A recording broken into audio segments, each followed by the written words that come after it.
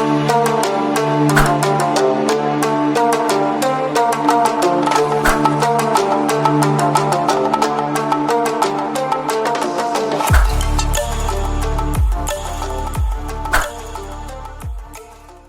दोस्तों, कैसे हैं आप लोग। उम्मीद करता हूं अच्छे होंगे आप सब। तो आज मैं लाया हूं 20 से ज़्यादा फैसिनेटिंग फैक्ट्स यूरोप में बसे एक मुल्क नॉर्वे के बारे में। नॉर्वे जो कि अपनी कुदरती पहाड़ों और नॉर्दर्न लाइट्स की वजह से और अपनी दिलचस्प सकाफत की वजह से पूरी दुनिया में मशहूर है। फिर भी बहुत सारी चीज़ें हैं जो इस मुल्क को अपने पड़ोसी ममालिक से अलग बनाती है। तो चले जानते हैं इस मुल्क की हिस्ट्री, ज्योग्राफी, कल्चर और लोगों के बारे में। और भी बहुत से इंटरेस्टिंग फैक्ट्स आपको पता चलेंगे नॉर्वे के बारे में। तो अगर आप हमारे चैनल पे न्यू हैं तो चैनल को सब्सक्राइब कर दें, और अगर आपको ये वीडियो थोड़ी बहुत भी इंफॉर्मेटिव लगे तो वीडियो को एक लाइक कर दिएगा। Kingdom of Norway Shumali Europe में बसा एक मुल्क है। ये दुनिया का 68वां सबसे बड़ा मुल्क है। एरिया के हिसाब से ये मुल्क 3,23,000 स्क्वायर किलोमीटर पर फैला है, जिनमें शामिल है बोवे, यान मेयान और सालबार्ड जजीरे। इसकी सरहदें 4 मुल्कों के साथ लगती हैं, जिनमें शामिल हैं स्वीडन, फिनलैंड, रशिया और डेनमार्क। नॉर्वे के मौजूदा बादशाह हैरल्ड 5 हैं। मुल्क के 30% से ज़्यादा लोगों ने अपनी हायर एजुकेशन मुकम्मल की हुई है, और नॉर्वे यूरोप में दूसरा मुल्क है जर्मनी के बाद जहां नॉर्वेजियन स्टेट यूनिवर्सिटीज़ और कॉलेज की ट्यूशन फीस नहीं ली जाती इंटरनेशनल स्टूडेंट से।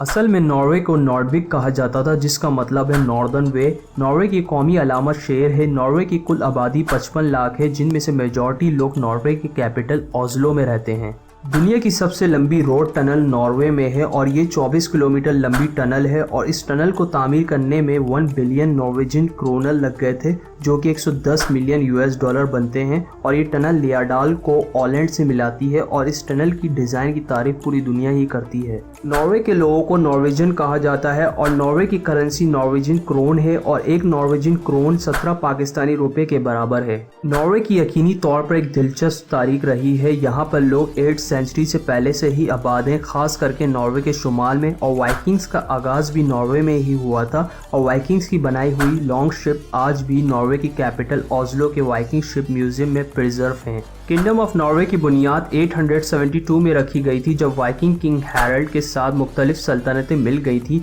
और अक्सर डेनमार्क भी इस बड़े किंगडम का हिस्सा रहा है। नॉर्वे डेनमार्क का हिस्सा रहा 1537 से 1814 तक, और फिर 1814 से 1905 तक स्वीडन भी इस बड़े किंगडम का हिस्सा रह चुका है।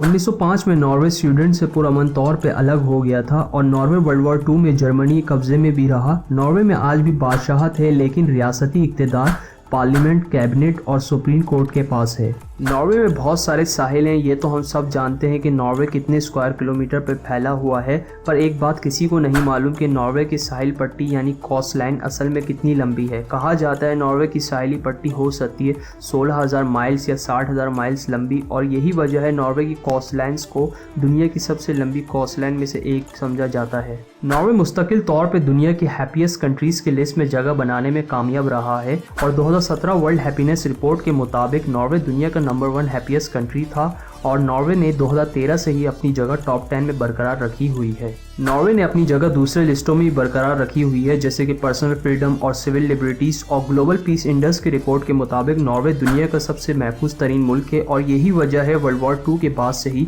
अब तक के नॉर्वे में सिर्फ 10 पुलिस ऑफिसर मारे गए हैं। आज नॉर्वे अपने ऑयल प्रोडक्शन की वजह से यूरोप का एक अमीर मुल्क समझा जाता है, और नॉर्वे दुनिया का सबसे बड़ा ऑयल और नेचुरल गैस प्रोड्यूसर भी है। और नॉर्वे एक इको फ्रेंडली कंट्री है। फिलहाल मुल्क में 98% बिजली की पैदावार ज़्यादातर हाइड्रो पावर से की जा रही है, और नॉर्वे दुनिया में वो वाहिद मुल्क है जहां लोग सबसे ज़्यादा इलेक्ट्रिक कार्स और इलेक्ट्रिक बाइक यूज़ करते हैं। और साल 2008 में नॉर्वे ने 1 billion US dollar Amazon rain forest को बचाने के लिए डोनेट किए थे।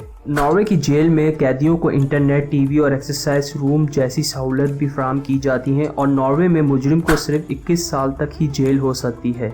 नॉर्वे ने ही सैल्मन सुशी इंट्रोड्यूस की थी जापान को। ये तो आप सबको ही पता होगा, सुशी जापानीज़ की इन्वेंशन है, पर जापानीज़ शुरुआत में सुशी डिश में सैल्मन यूज़ नहीं करते थे। फिर 1980 में जब एक नॉर्वेजियन डेलीगेशन जापान गया तो उन्होंने वहाँ जाके तजवीज़ की कि सुशी में सैल्मन डालने के लिए, तो उसके बाद से ही इसे सैल्मन सुशी के नाम से जाना जाता है। नॉर्वेजियन लोग बटर का बहुत ज़्यादा इस्तेमाल करते हैं। साल 2011 में नॉर्वे में 250 ग्राम बटर की कीमत $50 में पहुंच गई थी। नॉर्वे में ज़्यादातर सर्दी होती है और साल के ज़्यादातर महीने यहाँ बर्फ़ पड़ती है। लोग ज़्यादातर यहाँ बर्फ़ पर स्कीइंग करते हैं। स्कीइंग नेशनल स्पोर्ट्स भी है नॉर्वे का। नॉर्वे में आइस हॉकी भी ज़्यादातर खेली जाती है और यहाँ के लोगों को फुटबॉल खेलने का भी शौक़ है और नॉर्वेजियंस ने ही स्कीइंग का इजाद किया था 4000 साल पहले। नॉर्वे के विलेज रिजिकिन में 2 गहरी वादियां हैं जिन्हें कहा जाता है विजिनिल और इटली, जहां पर बड़े पहाड़ होने की वजह से सूरज की किरणें 6 महीनों तक गांव तक नहीं पहुंचती।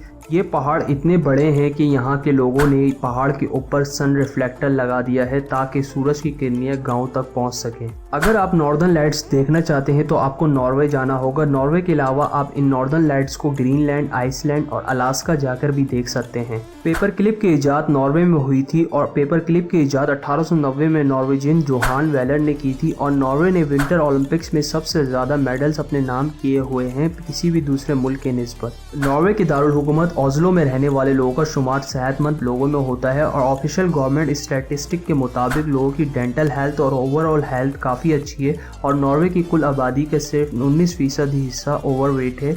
और सर्वे के मुताबिक मालूम हुआ है कि ऑस्लो के लोग ज़्यादा अल्कोहल कंज्यूम करना प्रेफर नहीं करते। नॉर्वे की कैपिटल ऑस्लो को 1624 से पहले क्रिस्टियाना भी कहा जाता था। फिर डेनमार्क के किंग क्रिस्टिन ने इसका नाम क्रिस्टियाना से ऑस्लो कर दिया था 1624 में। नॉर्वे की कैपिटल ऑस्लो में किसी भी दूसरे मुल्क के शहर के निस्बत ऑस्लो में ज़्यादा इमिग्रेंट्स रहते हैं और ऑफिशियल गवर्नमेंट फिगर्स के मुताबिक 35% ऑस्लो की आबादी में शामिल हैं इमिग्रेंट्स और ज़्यादातर इमिग्रेंट्स पाकिस्तानी, पॉलिश, स्वीडिश और सोमालियंस हैं।